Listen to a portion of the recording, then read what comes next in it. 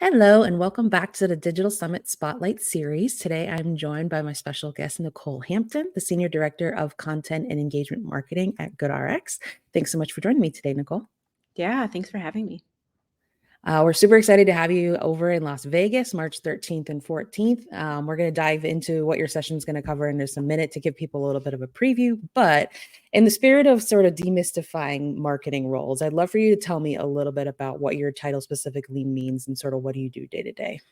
Yeah, absolutely. So, yeah, my title definitely includes quite a bit of things. And I know content and engagement marketing is not one that you see often. But in my case, I oversee our social media, our creator and content creation, highly produced series of user stories, also our community engagement team. So, responding on social, customer service, all that good stuff. So, really kind of that like broad depth of, kind of creating for the customer as well as making sure that we're engaging with the customer, which is where the content and engagement part comes from.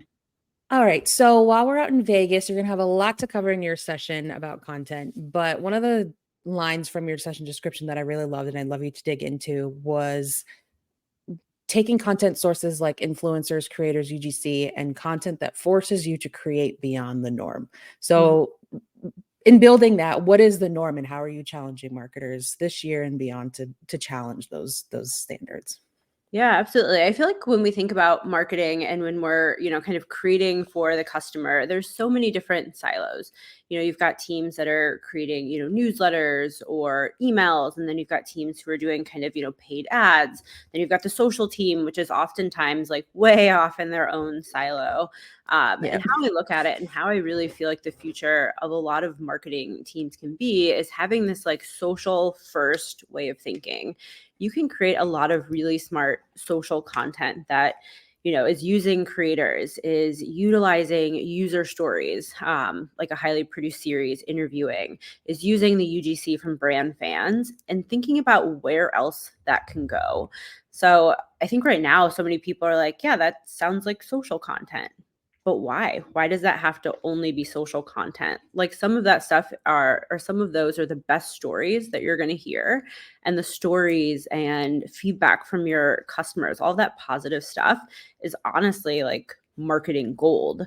So why not be utilizing that in paid? Why not be utilizing that in your newsletters or utilizing the photography and quotes and banner ads? There's just so many ways that you can be thinking about that content.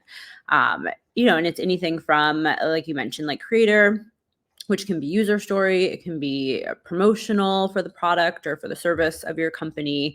There's just really so many ways that you can kind of chop up that different content and then work with your colleagues to really kind of utilize it as much as possible.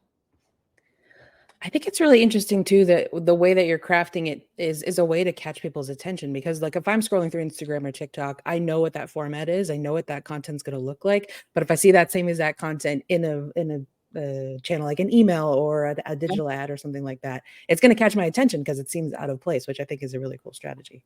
Yeah, absolutely. I mean, that's a big part of it too, is just testing these different kind of looks and feels and figure out like, what do people like? Even banner ads. We were just having a conversation about those, and we've been using kind of user stories and we've been using photography from, kind of different creators, and that kind of stuff is doing well just because of the reason I think you said is like, this is something different. People aren't used to seeing it. So it helps having that in the mix. And it also helps when you're doing paid ads because the more content you have, the more diversity you have, it becomes more cost effective because you're really feeding this like engine that needs to optimize and get smart. So there's so much value to creating and working together with, multiple channels. I think the key though is working together in advance. Like you don't want to get to a place where it's like, we're creating all this cool stuff, like everyone use it. Like, no, you want to work together in the upfront and understand like what do the different channels need? What are their goals? Even just what is the sizing? What can you kind of utilize in your different channels?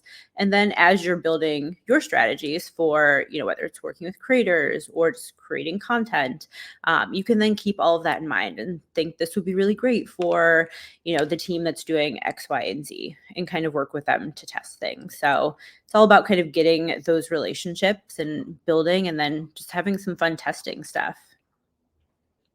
I love that. And I like that it brings together these different facets of a marketing team, because whether you're sort of a one person marketer or you have, like you said, these different roles that exist on your team, thinking about each other is going to cut down on the overall having to come up with different concepts for every single channel. It's going to make your team a bit more efficient, and you're thinking in different mediums, which I think is a good challenge for marketers in general to be thinking in other ways, because it changes every day. There's always going to be a new medium that pops up, and we've got to figure out how to get content on it. So Yeah. that's really cool.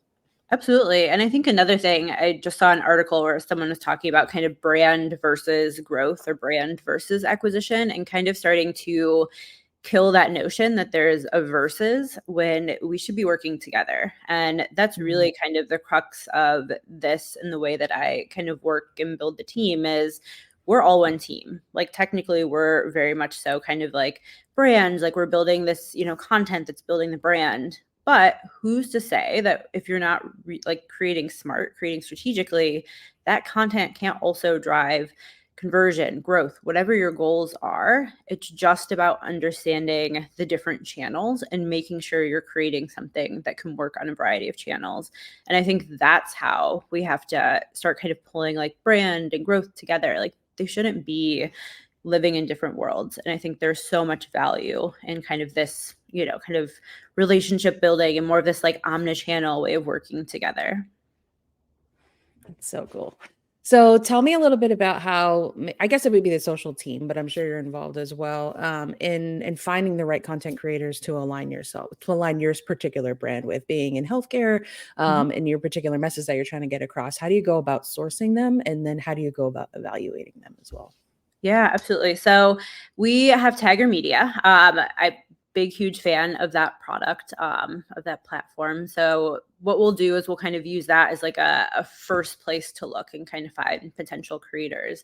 As I was mentioning earlier, a lot of our stuff is kind of user story based. So it's almost like a reverse engineer. Like we'll go and we'll look for people talking about specific topics, maybe a condition that they have, something that connects back to the services that we have to offer. Obviously, we're not a product, so it's not something that everyone can just go talk about and say, go buy this. Prescription savings is something that if you need it, you need it. But if you don't have a prescription, you don't necessarily need it in the moment. So finding user stories, we're out there looking for people who potentially would have used us or would make sense. So it's a little bit more difficult because you're really diving in, you're reaching out to a lot of folks and just really understanding their familiarity with the service, if they've used it. So Tagger is one way, just kind of that big service and system I think is always great. Definitely always talk to talent managers as well and kind of see like who they might have them kind of ask their talent, like, is this something they've utilized? Also old school methods of just like scrolling through the channels. I'm always encouraging my team, like, hey, we need to be on there anyways. My team is, hybrid and doing creator and social. So you're living on the channels. Like make sure if you're seeing someone who could be relevant, like grab those folks and think about them for, future partnerships, campaigns, whatever the case may be. But in terms of like how we pick people, definitely like a very, kind of thorough process from making sure they've used the product, or the service, and make sure they truly understand and it's a great fit there, because that's what matters. It really needs to ring true that this is a brand that they're familiar with. But also that they're, not just the brand fit part, but an authentic influencer who has built this community that truly is supporting them. I think a lot of the details, a lot of like what you can learn about a creator can be found in their comment section. Is their audience engaging consistently? Is their audience kind of really interested? Can you tell that they're like super supportive of the storytelling or the commentary that creator is having? Or are you just seeing like very surface level comments like, great hair, nice hat? It's like, what is that like level of truly influence? And I think that's where you can kind of see that influence. Like you can't see it in the likes. Sure, they're getting a ton of likes. They could have bought those. But it's like if you're looking in the comments, that's where you can kind of see more of that like behavior from their audience. So we dive into that. We also look for any fraudulent activity, any crazy growth spikes, any comment pods. Obviously super important if we're kind of looking at behavior in comments. So really kind of diving in to kind of understand like what can each potential partner bring to the table. And that's how we think of the whole partnership is we'll look to see what channels make sense from this partner. Even if they have every single channel, we might not use all the channels because Right. some might be stronger than others.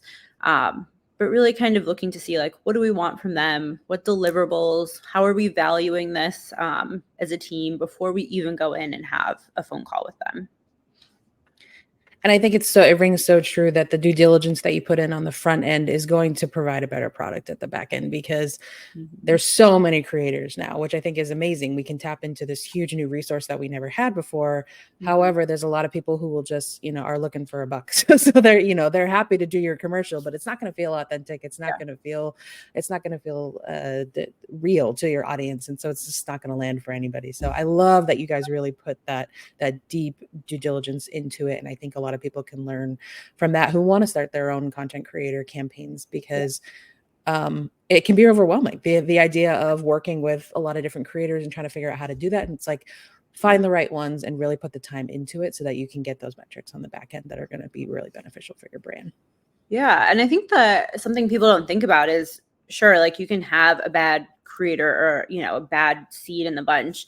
It's not just like a bad seed or someone that didn't perform. Like that can actually have a ripple effect that affects your brand. Like people might see like, why would that brand work with someone that's such a poor brand fit? Or if that person's, doing something fraudulent, like why would that brand like work with them? So you might actually be eroding some of your brand trust that you have with people if you're not choosing the right partners. So that's why I always say like, we've got to stop listening to some of the advice out there that's like, always use a micro or always do this or that, or this one size fits all, kind of, I don't know, advice that people are saying all the time.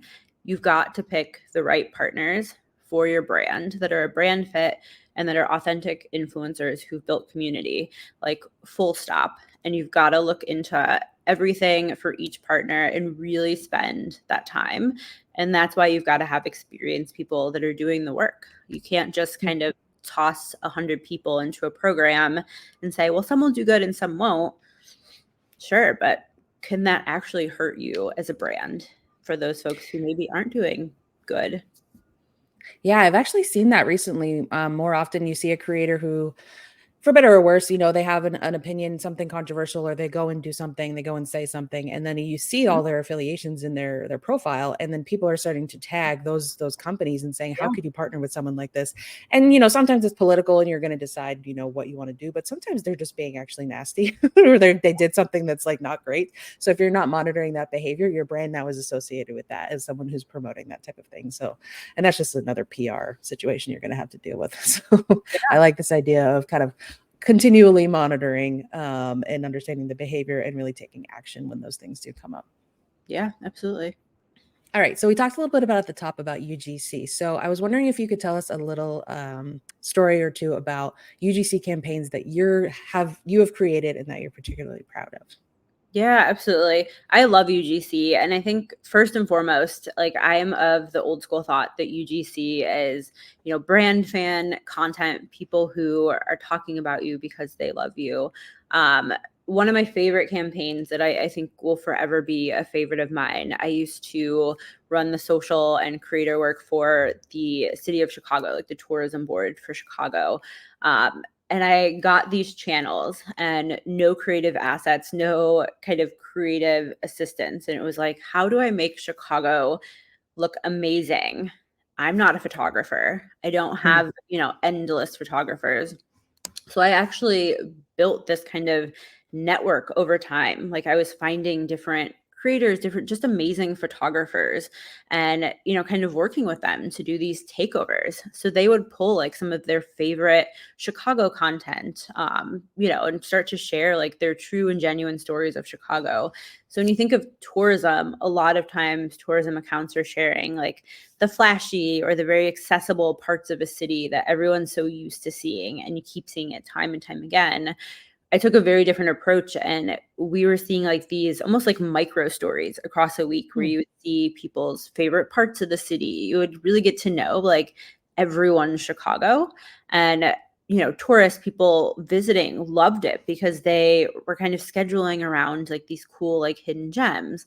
But this was all, possible because of these different relationships, people that were already creating amazing Chicago content, that were using the hashtag, that were tagging the account, and then just building a relationship with them to kind of repurpose and share their stuff and really give them also that voice to kind of tell these unique and fun stories. A really fun part of that was it did turn into like this network, and because I really wanted to be able to kind of give back to all of the people that were a part of this kind of program and make sure that we were also doing like really special and cool things. And they were all incredibly talented photographers. So, my thought was like, what is that thing that I can do to kind of give them something special that's not just, an experience they could do every other day. So I worked with all of these different like attractions and, places around Chicago that gave us access that like no one else would have or would ever have. And they would like open up, like different attractions at like, in the morning before it's open to the public. And they would do like sunrise shoots or night shoots. And it was just like it was a very interesting way to build off of like UGC and turn it into kind of a campaign that was ongoing and like just a really special series that truly kind of drove the entire social strategy. But all of it was grounded in UGC and people just sharing stuff that was important to them and already sharing like moments and places in Chicago that they loved. So it was cool. The trajectory of that is such a cool story. And I think it speaks a lot to the importance of social listening, the importance of really digging into the content that your fans are creating, because like you said, you can facilitate these new relationships with people who you may have never discovered before, or you may have never had a relationship with. And then you're creating this even cooler content. And I do think specifically in tourism, it is interesting to see a lot of the more like touristy accounts that I follow for different states and cities like that. They're taking a much more focus on the local aspects of things and not necessarily all the touristy attraction, because everybody knows, like you said, everybody knows about those things. They're on every tourist website. They're on everybody's 10 things to do in Chicago blog. So this is like, finding those hidden gems. And then I think, you're supporting local business in that way as well, because these are sort of off the beaten path types of places that you're going to bring in new customers, and people are going to see a different side of the city. And I think that's really, really cool. And I'm definitely going to go check that out. So thank you so much for sharing that. Yeah, So before we jump off, I wanted to just do a quick little lightning round and just get to learn a little bit more about you. So our attendees who are going to hopefully come out and see you in Vegas, or folks who are going to attend another digital summit this year, learn a little bit more about our speakers. So these are super quick. All right. Share your obsession. Is there any show, podcast, or book that you're currently really into? It doesn't have to be work related if you don't want it to be. Yes, I am obsessed with almost all reality TV. And Love is Blind just dropped. So I've been watching that like the moment it comes out. I've seen a lot of that content out. Yeah. If you could switch lives with a fictional character for a day, who would it be?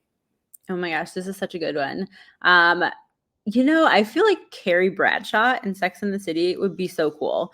Like she went to a big city, which I did when I was, after college, went to the big city in Chicago.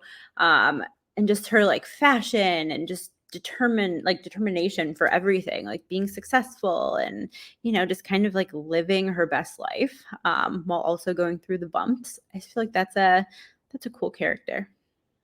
I love that. And that close-knit group of friends is just it just makes everything better.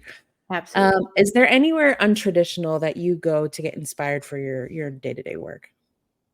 I feel like some of my best ideas come on my dog walks. Like literally just taking my dog out for these like long walks, just kind of getting some fresh air, like seeing her happy and interacting with other dogs, but just like really noodling over upcoming projects or just like thinking through like, different ideas and like what I could be doing differently or trying. So I just love like being out. And I always think the dog walks are just such like a great time to just think, stay off your phone, enjoy your dog, let your brain do some work. I love that. There's so much to be said for downtime. I don't think we give ourselves enough of it, to be honest. So Nycole, thank you again for joining me today. Really appreciate it.